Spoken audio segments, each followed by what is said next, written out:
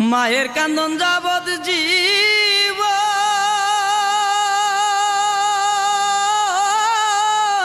দুই চার মাস বুনের খান্দন রে ওরে ঘরের পুরি বাইরের কান্দন কয়েকদিন পর তাকে না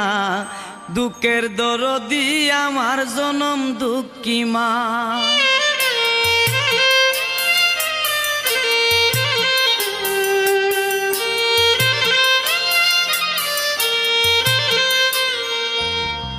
মায়ের কান্দন